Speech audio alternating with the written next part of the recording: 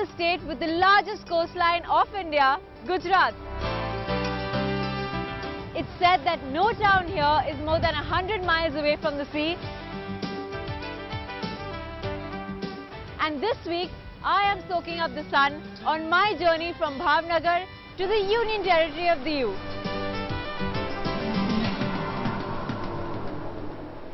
Catch all my coastal adventures on Follow the Star.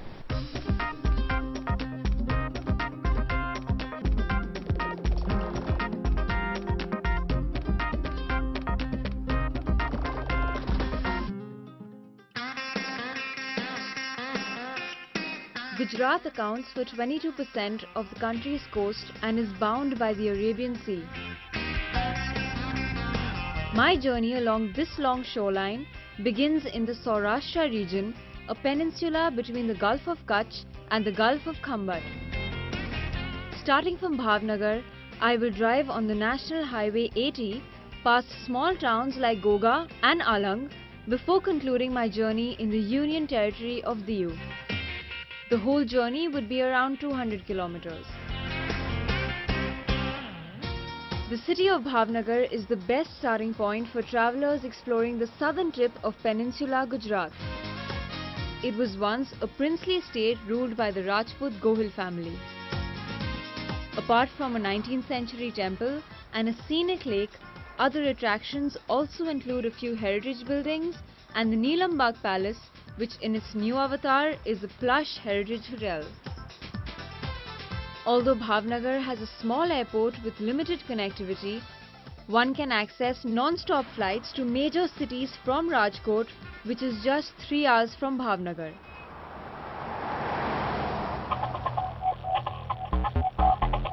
I might have made it to Bhavnagar quite easily, but my road journey was only just beginning. Given the luxury of good roads in Gujarat, I took the liberty of having the swanky Mercedes S-Class as my car of choice. This luxury sedan adds more than just a touch of comfort to road travel. All the seats provide an automated lumbar support that corrects poor posture and decreases fatigue during long hauls. Passengers can also enjoy a multi-mode massage system in the car. As far as the driver is concerned, the S-Class has several assistance systems, one of them being a sensor camera that offers a 360-degree view of the car during parking. This all-in-one car made me feel well equipped and I was quite revved up about hitting the road. A lot of the coastal areas of Gujarat are steeped in rich history, as this is where trade flourished back in the ancient times. I was heading to explore the past of Ghogha, a small town 20 kilometers from Bhavnagar. The road that turned away from NH 80 and led up to the town was a well-maintained 2-lane road, and it didn't take me very long to find my way. The town itself was more of a village, and one would never realize that it was historically important.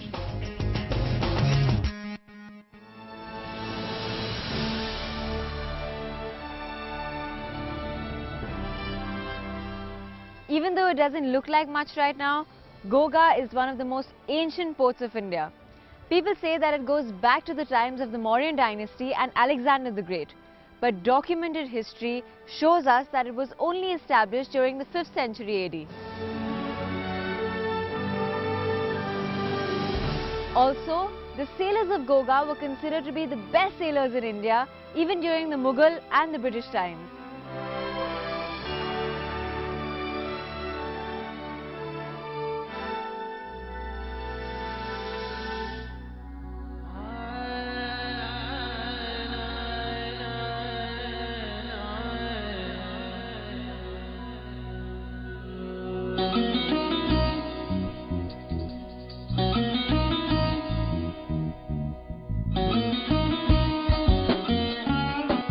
Aside from it being an ancient port, Ghogha is also home to one of the oldest mosques in the country. The Juni Masjid was supposedly built by Arab traders in the 7th century during the time of Prophet Muhammad himself. It is considered to be one of the oldest mosques in the country.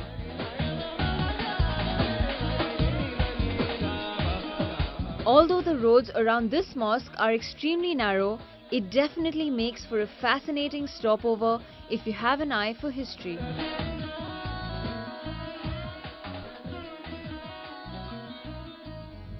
After Ghogha, there is quite a bit of traffic on the road.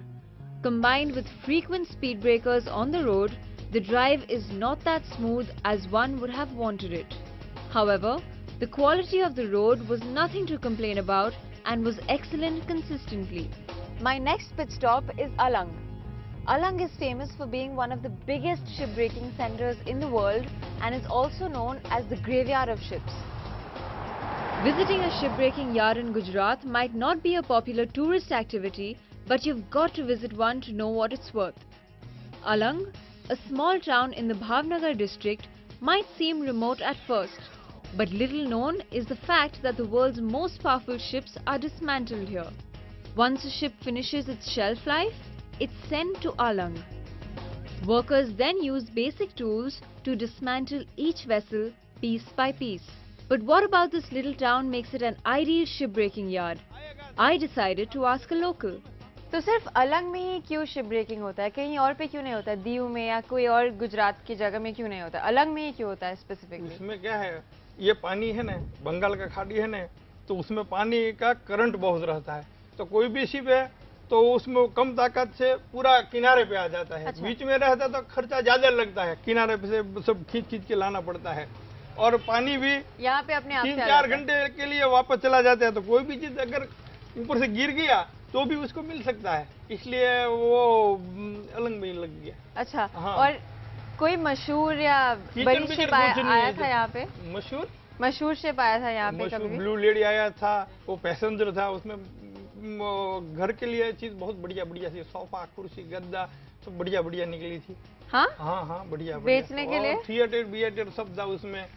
ऐसा क्या अनोखी चीजें क्या है यहाँ पे जो आप अनोखी? तो इधर का सोफा भी बाहर का आता है, सब इटाली का आता है, फ्रांस का आता है, अमेरिका का, अलग अलग देश का आता है, तो अलग अलग विविधता रहती है। कुर्सी भी अलग अलग टाइप की आती है, वो सब अलग अलग टेक्नोलॉजी आती है। यहाँ की सारी चीजें शिप से ही आए हैं ना? हाँ, सारी शिप से ही आती है। शिप में बहुत अच्छी चीज निकलती है, इसलिए सब खरीदने के लिए भी बाहर सब लोग बहुत आते हैं। और सबसे ज्यादा क्या बिकता है?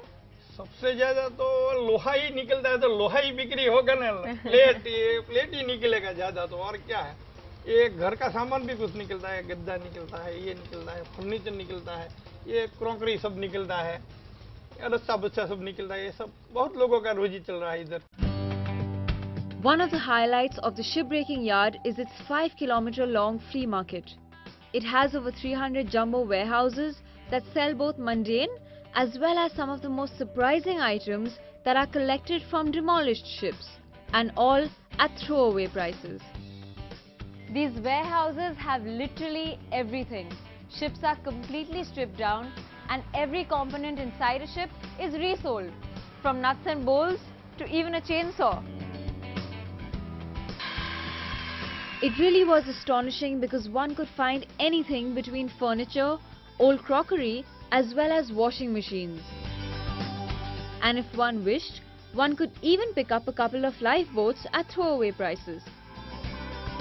This flea market was certainly an ideal place for treasure hunting.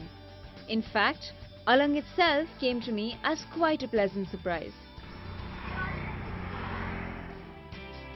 Coming up, I finally reached my much-awaited destination, the Union Territory of Diu, and see one of the most dramatic coastlines in India. Stay tuned to Follow the Star.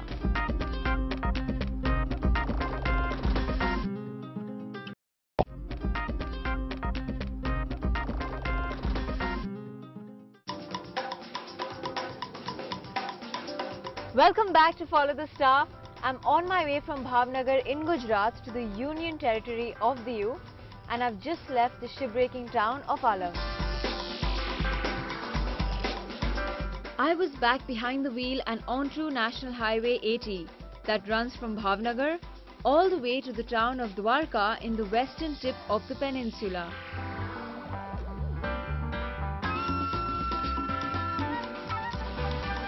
This road is quite popular among tourists visiting religious sites like the Buddhist caves at Talaja, or the Somnath temple.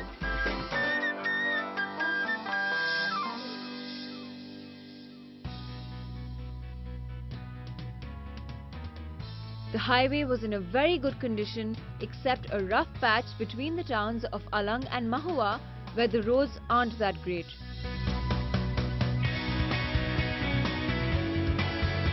It was quite unexpected in a state like Gujarat where the highways are a breeze to drive on.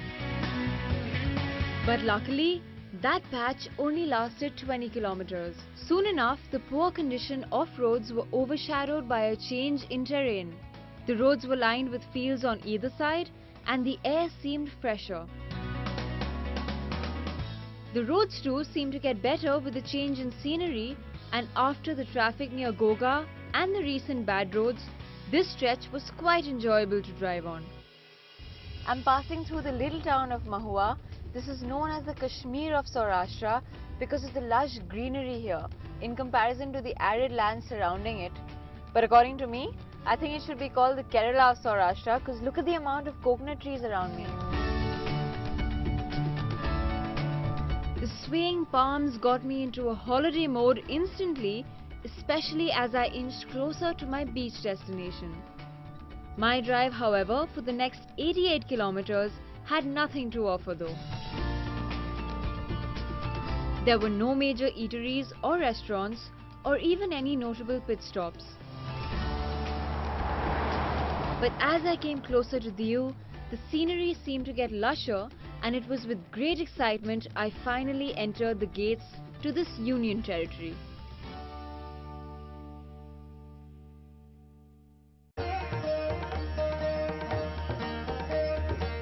I've just entered Diu and there seems to be a drastic change in my surroundings. Everything seems so well ordered and well kept, but I can barely see any people around. I have to mention one thing though. Apart from that little patch outside Mahua, the roads have been uniformly very good, whether it's been Gujarat or now Diu. In amongst the composure of Gujarat lies the island of Diu, a popular getaway for tourists who come here to let their hair down. Diu is actually an island which is connected to the Indian mainland by a bridge. And like Goa, Diu was ruled by the Portuguese until 1961, when the island, along with Daman, was declared a Union Territory of India. Interestingly, not many people know that both towns are nowhere near each other. Daman, in fact, is over 630 kilometers away from Diu.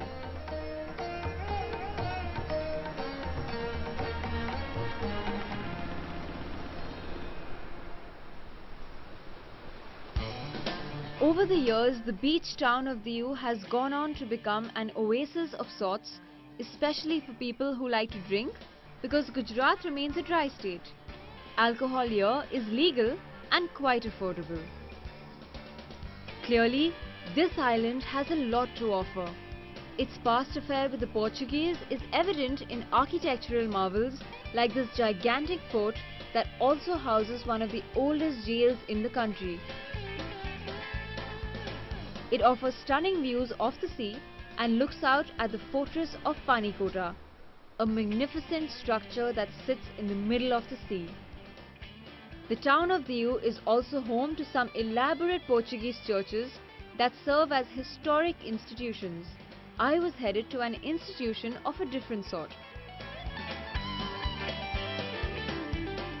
Sri Ram Vijay Refreshment was established back in 1933 when the Portuguese ruled over Diu. It prides itself to be the best ice cream parlour in the country and is hugely popular with the tourists here. I decided to pay a visit and chatted with its third generation owner.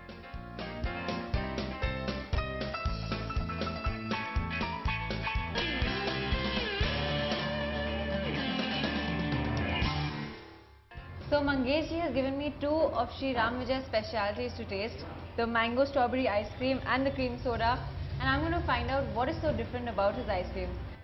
हमारा ice cream आप खाओगे तो आपको पूरा एहसास रहेगा कि हमने कुछ खाया है। नॉर्मल आइसक्रीम आप खाओगे तो कितना भी खाओ मगर एहसास नहीं होगा कि हमने कुछ आइसक्रीम खाया है। हाँ वो तो सही है, हाँ। टेस्ट से वही वही ये बिल्कुल। पता चलता है। कैसे बनाते हो ये आइसक्रीम? इसमें पूरा हम प्योर मिल्क यूज़ करते हैं, फ्रेश क्रीम यूज़ करते हैं, कुछ पाउडर्स रखते हैं और प्योर शुगर और बेस्ट क्वालिटी का फ्लेवर्स यूज़ करते हैं। जो फ्रूट्स का आइसक्रीम अगर बनाते हैं तो रियल फ्रूट से ही उसको डेवलप किया जाता है। अच्छा, तो ये मैंगो पल्प से आपने बनाया? हाँ, मैंगो पल्प से है, स्ट्रॉबेरी पल्प से है। वाह। और सीजन में मतलब जब फ्रूट्स का सीज़न ज़्यादा रहता है मार्केट में, तब पूरा फ्रूट का ये आइसक्रीम हम अलग से बनाते हैं, ये सब चीज़ों से भी अलग। ये तो रहता ही है, मगर वो भी आइसक्रीम एक एक्स्ट्रा हमारा मेनू बन जाते हैं। अच्छा। हाँ।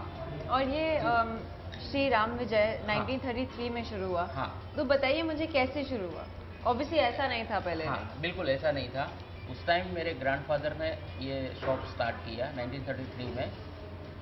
उस टाइम तो बहुत नॉर्मल तरीके से जो एक बोतल को ठंडा करने के लिए ऐसा फ्रीज या बोतल पे इतनी फैसिलिटीज़ नहीं थी। What started out as a small family enterprise had clearly gone on to do wonders. Mangesh ji told me about the family's very own brand of sodas called Diu. तो गोली वाली जो बोतल आती थी पहले, मेड इन जर्मन की बोतल थी। मेरे ग्रैंडफादर ने वो बोतल सब जर्मन से मंगवाया, मतलब पूरा एक लोड मंगवाया। हाँ, इंपोर्ट किया। और उसके अंदर soft drinks, lemon, cream soda, इतना फ्लेवर्स डेवलप किया। और आइसक्रीम वगैरह का डेवलपमेंट उस टाइम एक मिल्क का टीन आते थे जो पोर्टुगल से गवर्नमेंट यहाँ इंपोर्ट करती थी, और उसी में से सब फ्लेवर वगैरह बना के लोगों को सर्व करते थे। अच्छा।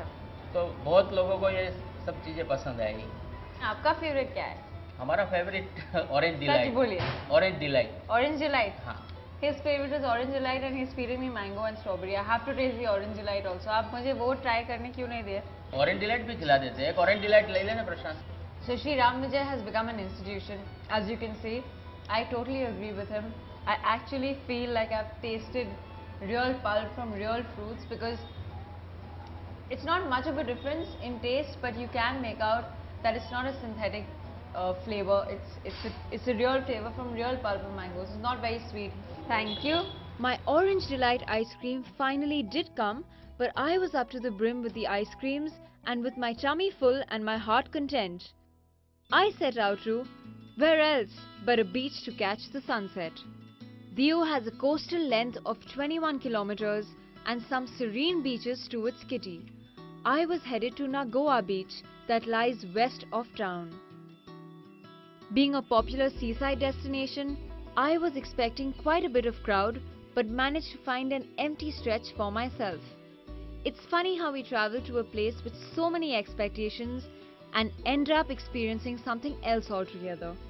I pictured Diu to be this thriving, crowded party destination, and it turned out to be none of that. On one hand, Diu is steeped in its past with old buildings and forts that scream Portuguese. At the same time, it's picking up among the young crowd as a place with pubs and swanky resorts. But again, it's not quite there yet. If I had to whittle down my journey to a word, it would have to be transitional, where old meets new. Diu might not be as welcoming a place as Goa, its Portuguese counterpart, but it's got character, which I learned can be discovered when you come here with a clean slate, free of any expectations. I took on a journey across Gujarat's extensive coastline, starting out at the former princely town of Bhavnagar. En route, I visited forgotten towns like Ghogha that had a special tale to tell, and Alang that fascinated me with its massive shipbreaking yard. The roads throughout my journey were well maintained, and I had a luxury sedan to pamper me all along. I concluded my road journey by Diu's serene beaches that taught me just how to expect the unexpected.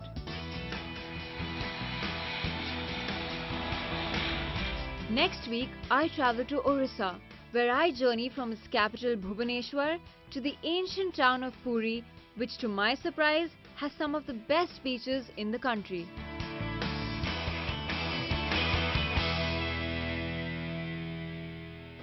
am in the state with the largest coastline. It said that no town here. It said that no town here. My next pit stop वो red है. These warehouses houses. Magnification change कर दो.